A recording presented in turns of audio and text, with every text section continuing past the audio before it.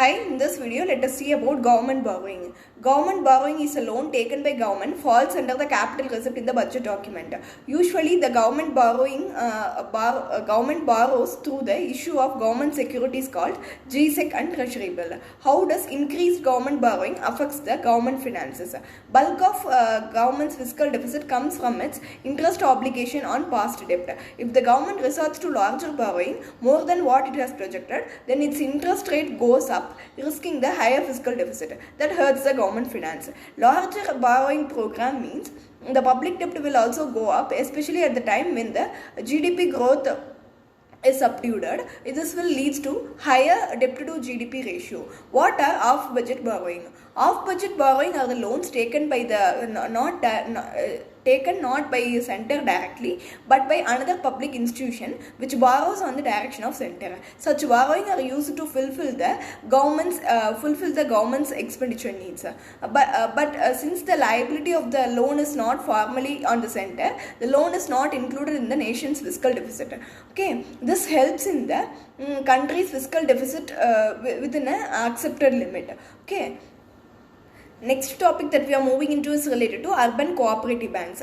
Primary credit societies in urban areas that meet the certain specific criteria can apply to the RBI for banking license to operate as an urban cooperative banks. They are registered and governed under Cooperative Societies Act of respective states and covered under Banking Regulation Act of 1949. Thus are under the dual regulatory control. Managerial aspects of the banks such as registration, management, administration, recruitment, amalgamation, liquidation are controlled by the state government, while the matters related to the banking are regulated by RBI. This is what all about urban cooperative banks. Next topic that we are moving into is related to Commission for Agricultural Cost and Price, that is CACP. This is an attached office of Ministry of Agriculture and Farmers Welfare of Government of India, came into existence in January 1965. As of now, CACP recommends MSP for 23 commodities, which comprises 7 cereals, that is paddy, wheat, maize, sorghum, pearl millet, barley and ragi. 5 pulses that are gram, tur, mung, urd and lentils. 7 oil seeds like rapeseed, groundnut, mustard, soya bean, sesame, sunflower and safflower and niger seed. 4 commercial crops like cobra, sugarcane, cotton and raw jute. This is what all about CACP, that is Commission for Agricultural Cost and Price. Next topic that we are moving into is related to GST Council. 101st Amendment Act of 2016 paved the way for the introduction of new tax regime, that is GST, in the country. Smooth and efficient administration of this tax requires cooperation and coordination between the center and the state. In order to facilitate this consultation process, amendment provides for the establishment of GST Council.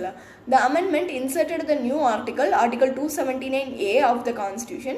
This article empowered the President to constitute the GST Council by order. Accordingly, the President issued an order in 2016 and constituted the Council. Secretariat of the Council is located in New Delhi. Union Revenue Secretary is the ex officio secretary to the council. The council is a joint forum for the center and state consisting of the following members. Union Minister of Finance is a chairperson.